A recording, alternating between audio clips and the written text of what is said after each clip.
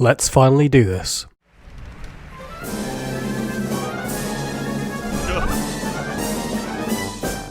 "2025 marks the 10th anniversary of Rare Replay and the first part of my ranking of all Rare Replay games video. Yes, it's been that long. To put that into perspective, 10 years prior to Rare Replay releasing was when Conker Live and Reloaded came out on the original Xbox. Here's a picture of me in 2015, and here's a picture of me now. This really has been my synaptic New York. The reason it's taken so long for this part to come out is purely because this list is filled with some of my favourite games of all time. I have so much to say about all 10 of these games, hence the much longer runtime of the previous parts. There's just no way I could fit everything I want to say into a 10 to 15 minute piece. I mean, since part 2, Rare announced Everwild, which we've barely seen anything since that debut trailer over 5 years ago. One day we'll see more, because this game has supposedly been in some sort of development for more than a decade. Then there's that Battletoads reboot I mentioned last time, which came out and it was pretty good, but most importantly a new Perfect Dark game was revealed, coming from the initiative, and boy, that's looking great. So yeah, if this is your first time watching videos on this channel, I've had a long history of wanting to rank all 30 Rare Replay games. I previously did 30 through 11 in parts 1 and 2 over on the old ProjectFalconPunch channel, so go watch those two videos if you haven't done already, and then come back. Anyway, you back? Good. As always, these are my opinions alone on which games I prefer the most, not some cumulative, robotic list of the most popular games. If your favourite isn't top, then don't worry about it. My list doesn't deter from anyone else's, unless it's Watch Mojo. Anyway, enough delay, I'm Dan, and here are my top 10 Rare Replay games. Enjoy.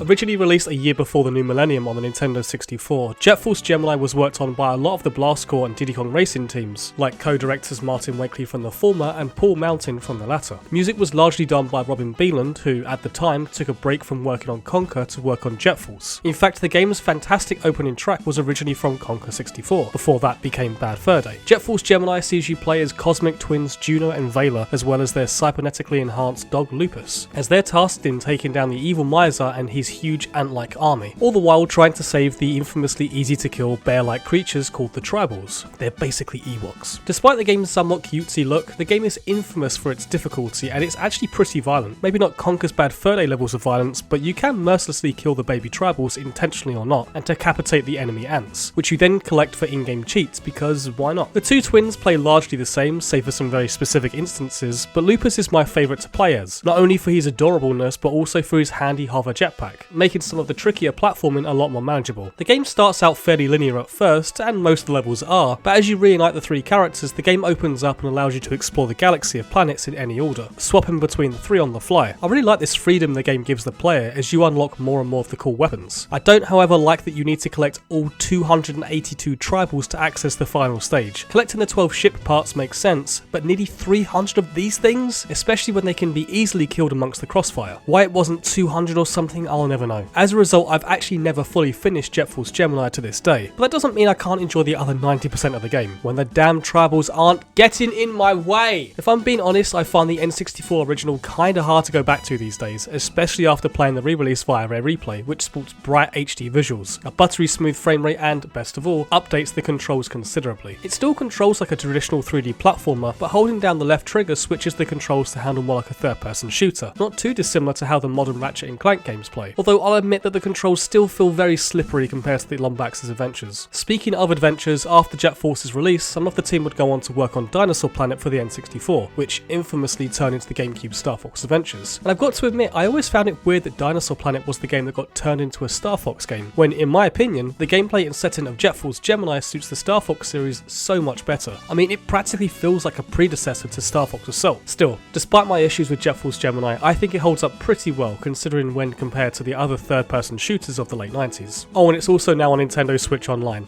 so probably worth mentioning that.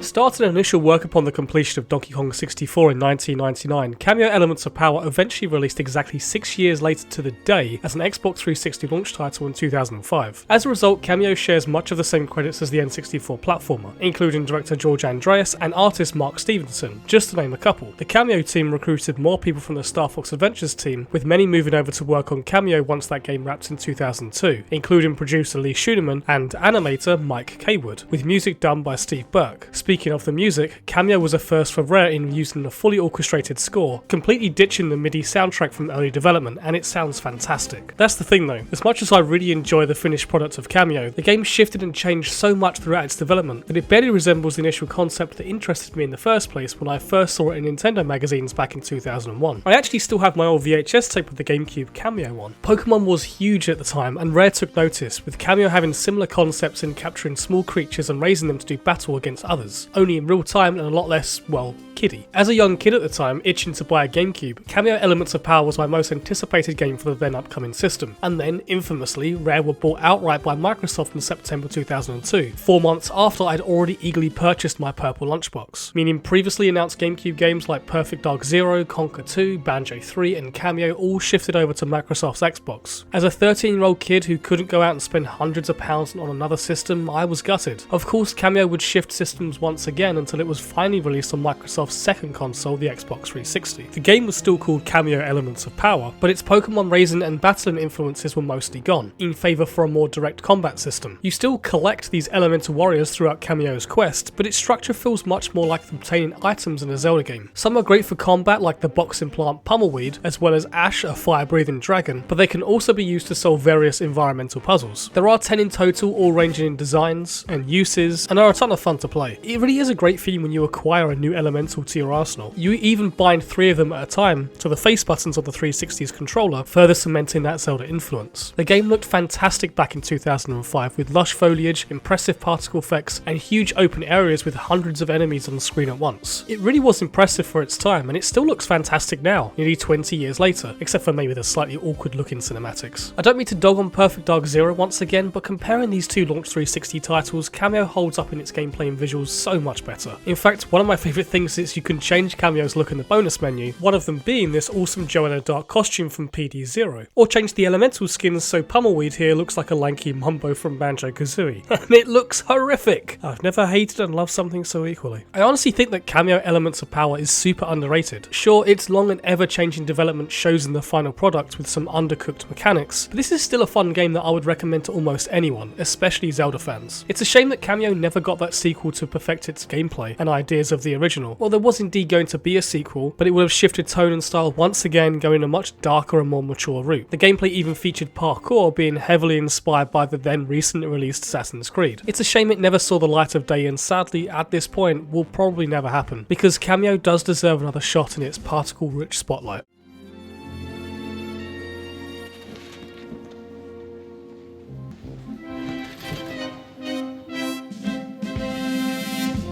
Released in late 2008, Banjo-Kazooie Nuts and Bolts had a very similar development history to Kameo, in that the project constantly changed directions and systems throughout the years. Fans were first teased of a third proper Banjo game as far back as Space World 2000, the same event at which Kameo was first revealed, but after the short animation of Rare's beloved characters moving over to Xbox as a result of the buyout in 2002, we only received 2 GBA spin-offs, in the form of Banjo-Kazooie Grunty's Revenge and Banjo Pilot. Then in September 2006, at Microsoft's X06 press conference in Barcelona, they revealed the new Banjo-Kazooie game, complete with a new art style, a Looney Tunes inspired fourth wall breaking artist, and a world full of honeycomb pieces, music notes and jiggies. Of course, that's not what the game ended up being, with Nuts and Bolts instead focusing on the idea of building vehicles and then racing and battling with them in huge open environments. It wasn't necessarily the idea of something different that upset fans, heck, Mario and Sonic hop into cars all the time. It was the fact that it had been 8 years since the last proper entry, and that the initial game of Banjo 3 was teased multiple times. The game did start as Banjo 3, but then morphed into a remake of the first Banjo game, not unlike what Conker had with Live and Reloaded, but then became more than a remake and more of a reimagining before it then became some sort of weird Banjo vs Grunty game, with the team eventually settling on the idea of building stuff like a Lego set, resulting in the Banjo-Kazooie Nuts and Bolts we see today. Now, over a decade since its release, going back and playing through this 360 game without the expectations of wanting a true Banjo 3, Nuts and Bolts actually holds up remarkably well. I still stand by the idea that this should have been touted as a spin-off rather than the third Banjo game, which the devs refer to it as, or even just a new IP. It wouldn't have received anywhere near the same amount of backlash amongst fans. Most of the original Banjo and Banjo-Tooie team returned for this outing too, with lead designer Greg Mayles, artists Steve Mayles and Ed Bryan, and music composed by both Grant Kirkhope and Robin Beanland. In fact, pretty much the entire team at Rare were working on Nuts and Bolts during its final year of development. The game's credits are huge huge compared to their past works. As much as I love the look of the game from both a visual and artistic standpoint, I mean, seeing Spiral Mountain remade in glorious HD visuals back in 2008 was beautiful, I've never liked the redesign of the titular bear and bird. Characters like Grunty and Mumbo look fine, but why do Banjo and Kazooie look so weird? Banjo's beady little eyes and Kazooie's bendy neck really creep me out for some reason. In fact, why is Kazooie even in this game to begin with? Like, I know she holds that magic wrench wand thing to pick up objects, but what's stopping Banjo holding it? She doesn't carry over any of her moves from the previous games, she just kind of sits there in Banjo's backpack, not adding anything to Banjo's moveset, completely negating the whole reason why the developers created her in the first place. Like, for fuck's sake, Kazooie, why can't we just Talon trot up this little slope? Anyway, I'm kind of getting off topic. I actually do really like Nuts and Bolts, just when I try to ignore the fact that it's a Banjo game, because creating and experimenting with vehicles is surprisingly intuitive and can be really entertaining, especially when you create the flying vehicles and start zooming around the maps with complete freedom. Although I will say that the driving controls are a little slippery and loose for my liking, especially when other racers hit your vehicle. Otherwise, exploring any of the game's 6 main worlds on foot can feel incredibly empty and rather boring. But then I visit Banjo Land, my favourite world, and I'm hit with this brilliantly composed live orchestrated musical score, comprising of remixes from Banjo-Kazooie's past worlds like Click Clock Wood, Freeze Easy Peak, and Mad Monster Mansion. And the nostalgia, oh, it's so good. I honestly spend hours exploring this world and finding all of its callbacks and references. And it's then that I realised that whilst I do enjoy Nuts and Bolts' unique gameplay, everything that reminds me of the past games just makes me want to play those past games instead. It's a shame because the creativity oozing from this game makes it perfect for anyone of all ages or unfamiliar with the series, just like how Minecraft exploded, which is kind of ironic seeing as Mojang even added Banjo skins to Minecraft. Maybe Nuts and Bolts was before its time in that regard, but then maybe that's the reason why it probably shouldn't have been a Banjo sequel to begin with. Banjo-Kazooie Nuts and Bolts unfortunately didn't perform as well as Microsoft had hoped, and shortly afterwards Rare saw a massive restructure in management and began to focus on Connect. But we try not to talk about those dark times.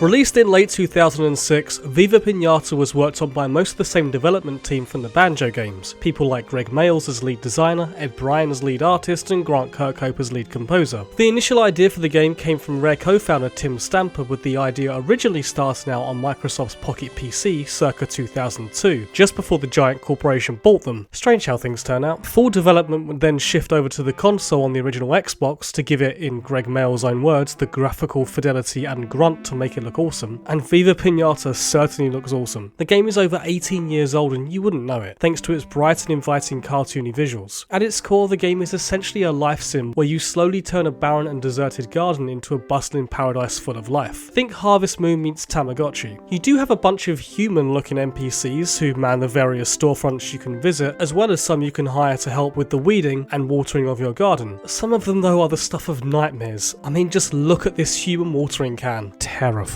Luckily, some are friendlier looking than others, as you're guided in the early tutorial sections by the wonderfully inviting Leafos, who is voiced by Louise O'Connor, the very same 3D animator from Bad Fur Day. She also voiced Conker's girlfriend Berry, and more recently is producer on the already mentioned upcoming Rare title Everwild. More like Ever in Development Wild. Anyway, back to Viva Pinata. You gradually introduce these animals, or pinatas, into your garden, making them mate with each other, thus creating more life, which you do by having same species pinatas happy enough through certain requirements. Then the player guides a pinata through a maze-like minigame, to which they then perform a cute romance dance, thus resulting in a baby pinata egg. Yeah, the sexual allegories are off the chain in this game. There's also that Pokemon influence creeping back in here, with the idea of breeding species to create more offspring of the same species. Even the naming conventions for the pinatas being portmanteaus is similar to how Pokemon names its creatures. Only here it's animals and food names being combined, so you have examples like Fudge and Hedgehog being Fudgehog, or you have Flutter and Butterscotch combining to get Flutterscotch. You get the idea. You have to be careful with which pinatas you invite into your garden though, as some will eat other species, which can be especially heartbreaking when you get attached to your little critters and end up naming them, like I did and just renamed them to Pokemon, only for them to get massacred in a fight and explode into a shower of candies. is, which of course is then horrifyingly eaten by its peers. Oh, and you also have to watch out for the evil sour pinatas that can terrorize your garden too, which can get incredibly annoying, as they can make your pinatas sick, resulting in you having to cough up the money to get a doctor to heal them, because if you don't, another character will come by and destroy them if you're not quick enough. But you can buy these totem poles that are meant to scare the sours off, which also cost more money, or if you're quick enough you can just whack them a few times with your trusty shovel. Basically there's a lot of plate spinning for something that has such a chill vibe, but I'll admit that I think the sours do kinda hinder the gameplay for me. My favourite thing though is that you can buy a Banjo-Kazooie statue for your garden to remind you of the good times. Look, you can even see the duo carved into the mountain back there. Despite some issues I have with Viva Pinata, I do really enjoy managing my garden and discovering new species of pinata, but to me, its sequel does everything this game does and ever so slightly more. Speaking of,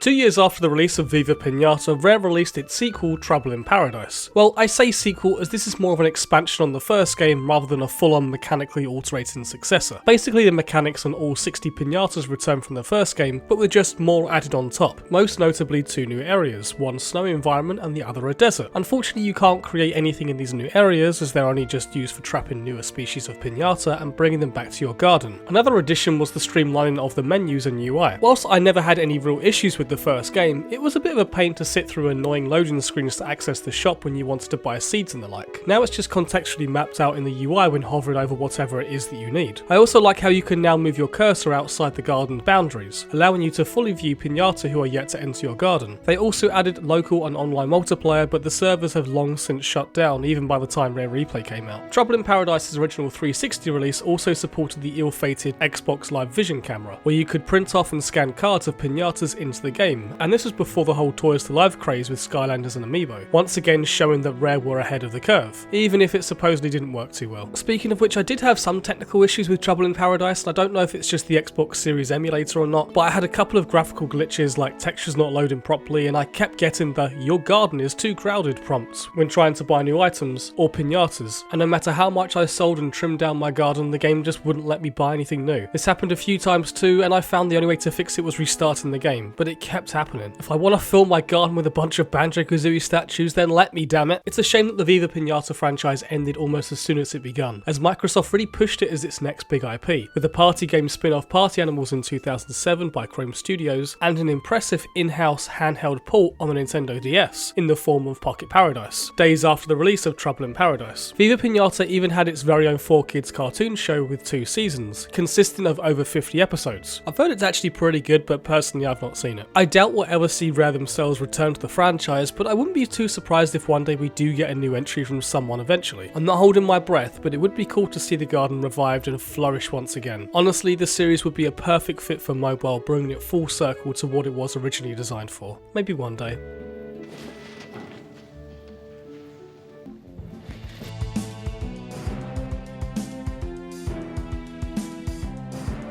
First released in 1997 for the Nintendo 64, Blast Corps was said to have been an idea that Chris Stamper had been kicking around for years over multiple systems, until full development started in early 96. It only took the team at Rare around 13 months to complete from start to finish, with Martin Wakely as lead designer, artist Ricky Berrick, and the music being composed by Graham Norgate, of which is fantastic. I love a lot of the upbeat music in levels like Simian Acres, which completely contrasts the game's theme of nuclear destruction, or the brilliant world screen music, constantly reminding you it's time to get moving. The game is played from a top-down, almost isometric view, where your main goal is to destroy countless buildings and structures to create a path for this constantly moving nuclear missile carrier. Otherwise it'll explode if it collides with anything, which makes absolutely no sense from a narrative perspective. Destroy all of the buildings, otherwise a bomb will destroy all of the buildings. That doesn't matter though, as the gameplay is incredibly fun and cathartic, with you commandeering a variety of vehicles from bulldozers and tractors to a futuristic motorcycle that fires missiles, and even giant robots, one of which is equipped with a rocket pack as you slam into the buildings from great heights. So yeah, whilst the game's concept and execution is really simple in practice, it still has plenty of depth in how each vehicle is controlled. It's almost like a puzzle game in trying to figure out which vehicle is best suited for which mission, and where you need to use them, as some missions require you to move bridges and push explosive crates around. It starts out relatively simple, but the game is infamous for its difficulty, as even the intermediate missions become incredibly challenging. The Backlash vehicle, where you have to sort of drift into buildings to destroy them, them are the bane of my existence. I am so bad at these missions. Like a lot of Rare's best work, Blast Corps is full of secrets and unlockable bonus maps. Even the level select screen infamously depicts a fully accurate representation of the solar system's actual rotation. They certainly don't make games like this anymore, with a somewhat scrappy yet efficient development cycle. My favourite anecdote has to be how the giant mech Thunderfist only has one arm because the team ran out of polygons for it to have two. Because yeah, you can certainly tell it's an early N64 game, where Rare was still trying to figure out the hardware. However, compared to other early 3D games of the same era, I think Blast Corps has held up tremendously well in terms of how playable it is. It might not be the most deep or expansive of experiences when compared to other games on this list, but it's still just as fun to pop in and play as it was nearly 3 decades ago. More people should play it.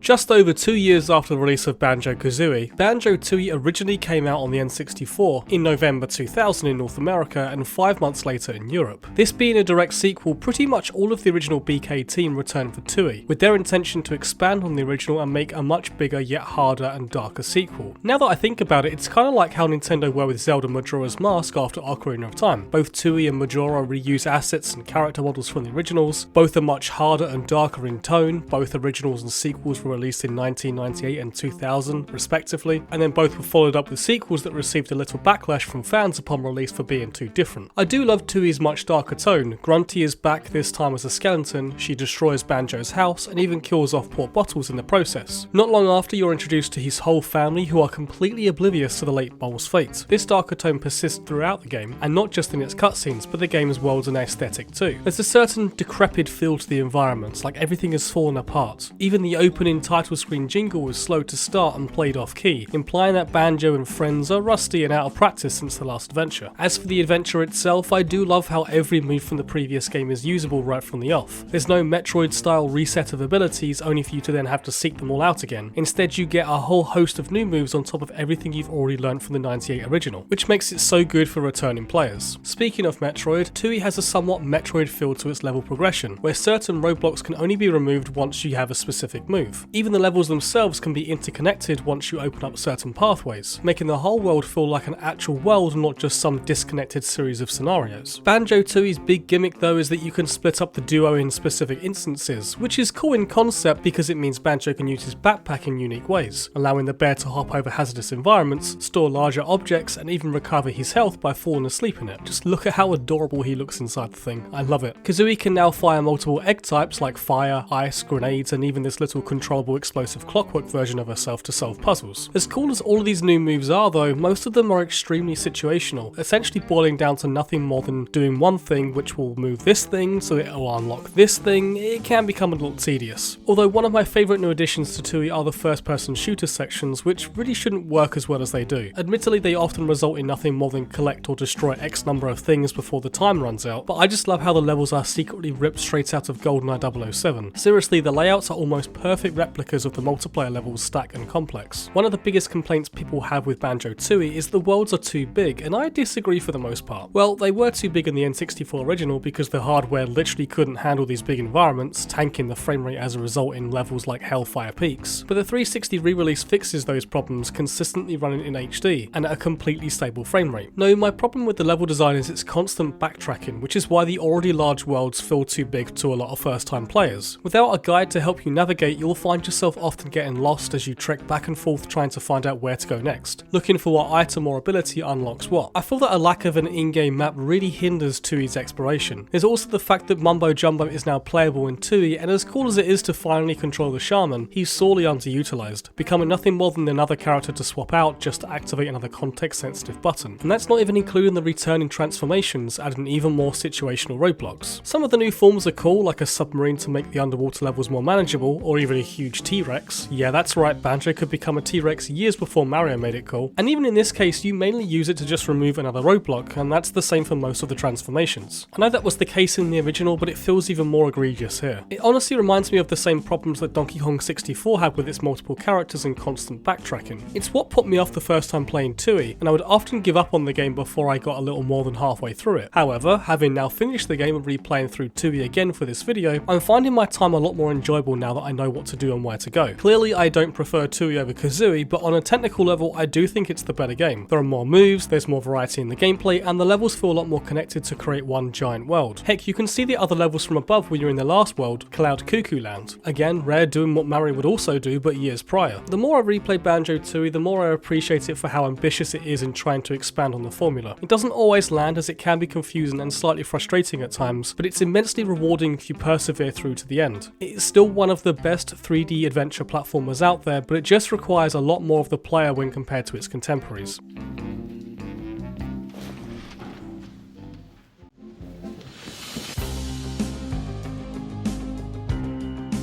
Another game released on the N64 in 2000, Perfect Dark is the spiritual successor to Rare's own GoldenEye 007, which came out 3 years prior. Pretty much all of that team initially returned for Perfect Dark, like designers Martin Hollis, David Doak, and musician Graham Norgate. However, those particular members left midway through development, the latter two of which would go on to co-found Free Radical Design and make the Time Splitters series, leaving a floundering crew to finish the project, consisting the likes of designer Duncan Botwood, programmer Mark Edmonds, and music from the one and only Grant Kirkhope. Considering the game's troubled development with team members leaving throughout, it's amazing at how complete the finished product feels. Granted, the original N64 release made use of the system's expansion pack, otherwise a large portion of the multiplayer modes aren't accessible, but seeing as this is the 360 re-release with updated textures, lighting and a smooth frame rate, none of that is an issue here. I've stated in the past that GoldenEye 007 is my favourite game of all time, but even though Perfect Dark has obviously not topped this list, it's incredibly close, and still up there as one of the best games Rare have ever made. Looking at everything Perfect Dark has to offer, it's hard to deny it being better than 007. There's full voice acting now, you can commandeer different sci-fi vehicles, you have actual gun reload animations this time, and you have an assortment of cool gadgets and weapons, including the fan favourite laptop gun, which can be deployed as a makeshift friendly sentry gun. You can tell that a little game called Half-Life had come out during its development, and I'm not just talking about its sci-fi setting, as Perfect Dark has a much bigger focus on in-game storytelling, as well as actual physics, with you being able to move objects around, as primitive as it seems now. I absolutely love its espionage sci-fi aesthetic, with the opening level being ripped straight out of something like Blade Runner or Ghost in the Shell. PD even has a cool MI6 inspired hub area in the form of the Carrington Institute, where you can talk to NPCs and participate in target practice for high scores. Joanna Dark herself is an incredibly likeable protagonist, with her no-nonsense badass demeanour, but still caring for others around her, and yet she's not overly sexualised at all, unlike a lot of the female characters from that era. And then Rare threw all that in the bin with Zero, but I won't mention that game again, I promise. I will admit though that I think Perfect Dark loses steam in its second half, as it becomes less Blade Runner and more X-Files, involving aliens taking over the world with the government conspiracies. I guess this is pretty subjective, but I much prefer stealthing around in a future Chicago and gunning down evil soldiers compared to shooting the rather goofy looking Skedar on some weird alien planet. The levels themselves are way bigger than most of what was in GoldenEye, but as we established in Banjo-Tooie, bigger doesn't always mean better, especially in Perfect Dark's case, where dying later on in the harder difficulties results in full level restarts, as there are no mid-level checkpoints. The level design as a whole feels a lot less tight than GoldenEye, with objectives being a lot stricter on what it is you need to actually do. I guess what I'm trying to say is that I find there's less freedom in how you tackle the objectives in Perfect Dark, but that's just me nitpicking when comparing it to GoldenEye. Much like 007 though, Perfect Dark is fondly remembered for its multiplayer, and for good reason, as it's got a plethora of modes and levels. Some of GoldenEye's maps return here too, like fan favourites Complex and Facility, although the latter of which has been cheekily renamed to Felicity. Turns out Rare like reusing their multiplayer maps, and who can blame them? You can also play the whole campaign in co-op, and as cool as it was to do back in the day, I rarely did it because it was almost unplayable on N64, thanks to it running at like 5 frames a second. But here on Xbox, you'll never have to worry about playing a slideshow ever again. One day we'll hopefully get a proper sequel. Wait, hang on,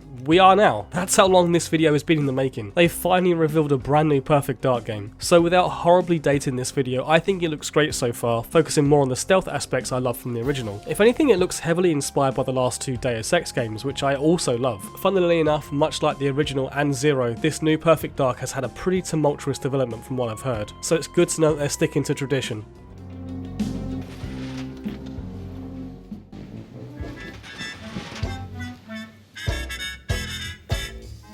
Speaking of games being stuck in development hell, Conker's Bad Fur Day was the last N64 title released by Rare after going through a pretty infamous drastic change. Starting life as a cutesy 3D platformer called Conker's Quest, it got a couple of name changes before Chris Seaver took the reins in circa 99, and turned the titular squirrel into the foul-mouthed, alcoholic, and movie parody-loving Conker we know today. Bad Fur Day is still a 3D platformer at heart, but every scenario and funny gag being the collectibles. Well, that and the talking sentient cash, with a ropey Brooklyn accent. The variety in the gameplay and scenarios is one of the game's greatest strengths, starting with collectathon 3D platformer elements, like rescuing a beehive from a bunch of mobster wasps, or bouncing on a sunflower's oversized tits because, you know, real mature. But it later becomes a racer and even a third-person shooter, shooting zombie squirrels in the Dracula parody, Nazi teddy bears in the Saving Private Ryan parody, and even parodying The Matrix with the famous marble columns. It was 2001, everyone was doing it at the time. Of course, I can't not mention one of the most memorable bosses of the 21st century, the Great Mighty Pooh, where you're throwing toilet paper at a huge opera-singing piece of literal shit, with sweet corn for teeth. So yeah, the other great strength of CBFD is its humour, being like a cross between South Park and Monty Python with a bunch of movie parodies thrown in, even if said parodies do feel a little worn out over 2 decades later. Some of them are a bit more timeless and before my time, like I had no idea the opening was a riff on A Clockwork Orange when playing this game as an 11-year-old kid. It wasn't until my dad noticed it and then questioned why this kiddie squirrel game would reference such a dark film like that. Then I showed him some of the game and he couldn't stop laughing at the swearing Scouse dung beetles. All of the characters are fully voiced, mostly by Siva himself, save for a handful of the female ones and the aforementioned Great Mighty Pooh, which was an incredible feat for an N64 game. Most of the other games on the console were either text only, had very limited spoken dialogue, or they just had the characters speaking gibberish. Visually I think it also looks fantastic too, and really was pushing the N64 to its limits, with some impressive lighting and draw distance. There was an impressive amount of detail to really bring the characters and world to life, where Conker's big eyes and head would turn and react to important items and NPCs, something we take for granted in games now but pretty groundbreaking at the time. Even something simple like Conker's idle animations were impressive, where he would pull out an adult magazine called Beaver, but my favourites were the ones where he would dynamically interact with the environment around him, like pulling out a flamethrower to burn the wandering butterflies, or throwing a glass or can after drinking it and it actually hitting the ground or even the game's camera if you line it up correctly. I could go on for hours highlighting the many neat little details I love in this brilliant adventure. It's a shame that we never got a true sequel because I would have loved to have seen the humour grow with the times like South Park did. It of course got a remake in the form of Conker Live and Reloaded on the original Xbox in 2005, which wasn't included in Rare Replay, but it is available to purchase on the Xbox digital store. I, like most people, prefer the original game and the Rare Replay version is the best way to experience Bad Fur Day, but that isn't to say the remake isn't without its positives, as it had the better controls, some streamlined sections and the obvious bumping graphics, thanks to the added power of the Xbox. But it rather infamously had more censorship and completely changed the multiplayer for the worse, which Rare would try to continue in the cancelled multiplayer-only sequel Getting Medieval. The closest we ever actually got to a sequel after that was the DLC for the game Project Spark in 2015, called Conker's Big Reunion. Set 10 years after Bad Fur Day, with Siva reprising his role as the titular squirrel. It was okay, but it only received one episode before it was cancelled, with the servers for Project Spark shutting down in 2016, the same year that we got young Conker for HoloLens. We don't talk about young Conker for HoloLens. Conker has just never seemed to have any luck in finding a wider audience. From releasing too late on a system in 2001, with new hardware imminently arriving later that same year, to releasing too late on an old system in 2005, with new hardware imminently arriving later that same year. Then releasing too late as DLC in an online game that no one cared about, with the servers imminently shutting down the following year, and then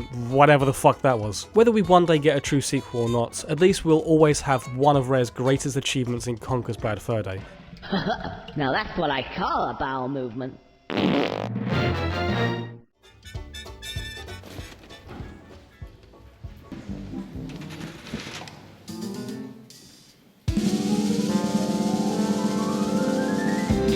Was it ever going to be anything else? Released worldwide in the summer of '98, Banjo-Kazooie comprised many of the same team who had worked on the Donkey Kong Country series, like designer Greg Mayles, programmer Chris Sutherland, artist Ed Bryan, and composer Grant Kirkhope. Much like a lot of Rare's other projects in this video, Banjo-Kazooie spanned multiple designs and consoles. Development infamously started out on the Super Nintendo as a 2.5D adventure RPG called Project Dream, before migrating over to the N64 as a 2.5D platformer, and eventually into the 3D collectathon platform we know today. Suffice to say, it's nothing short of remarkable to see how much of the game's direction changed in the 4 years it was in development, and yet still come out as not only a cohesive game, but an absolute classic for the ages, and one of my favourite games of all time. You know the score with this game. What more can I add that hasn't already been said? I don't know, maybe how does Bottles come out of this molehill on this wooden platform on the mast of a ship? Actually yeah, Banjo-Kazooie is a terrible game, restart the list. No, but I do love how the collectibles are placed around the levels in a way that encourages exploration and discovery, something that a lot of 3D platformers don't do right. Even its sequel Banjo-Tooie suffers from this a little, where the music notes are just haphazardly placed around in bundles, almost out of necessity to the genre its original helped pioneer. I mean, the levels are some of the most memorable of any 3D platformer. Heck, any game period. Mumbo's Mountain, Treasure Trove Cove, Freeze Easy Peak, Mad Monster Mansion, Click Clock freaking Wood. Yeah, Mario 64 might have had a level where the size of the world would change depending on which painting you jumped in, but did it have one that radically changed between the 4 seasons? So the river is flown in the spring, dried up in the summer, and frozen over in the winter, or how the bees you fight in the spring pack up in the autumn and are gone by the winter, leaving behind a destroyed hive. Or a baby bird you hatch in the spring, you then feed worms throughout the summer and autumn, and it grows up to be a giant eagle in the winter. Man, Click Clock Wood is genuinely one of, if not my all-time favourite level in a 3D platformer. I love it. Honestly, as much as I love all of the levels in Banjo-Kazooie, not you! Nothing is as brilliant and evolving as this fantastic final level. I wish more levels were like this. Like, why wasn't this concept expanded upon in Tooie? This is just further proof that you don't need massive, sprawling and confusing labyrinths of a level to be impressive. Just tight, interesting and dynamic worlds with a cool gimmick like this one. I have to mention the absolute perfection that is the music in this game. Not only is it incredibly catchy, but I love how the same melody is used between the different levels, changing the instruments to fit each environment and seamlessly transitioning between each area on the fly. This kind of brilliance was unheard of back then, and to be honest is pretty unheard of now too. I love the soundtrack by Grant Kirkhope so much that I bought it on vinyl, and I don't even own a record player anymore. Speaking of which, it was so good to not only get the music in Super Smash Bros, but to finally get the Bear and Bird as playable characters with a spiral mounting stage in Ultimate as DLC in 2019 no less. My god, I was happier with their inclusion in Smash than I was with the birth of my own child. Luckily I don't have any children, but if I did, I'm pretty sure it wouldn't be able to top that. Along with Super Mario 64, Banjo-Kazooie should be the blueprint for any 3D platformer being made, even today. Which one is better? That's a tale as old as 1998, and one I still go back and forth on to this day. That's my way of saying, I don't care. Anyway, GoldenEye has since been released as a free download on Game Pass and to all Rare Replay owners, so yeah, we scrapping this list, fuck it. GoldenEye 007 is my #1 game forever and of all time. End the video, pop the rest of them in the bin.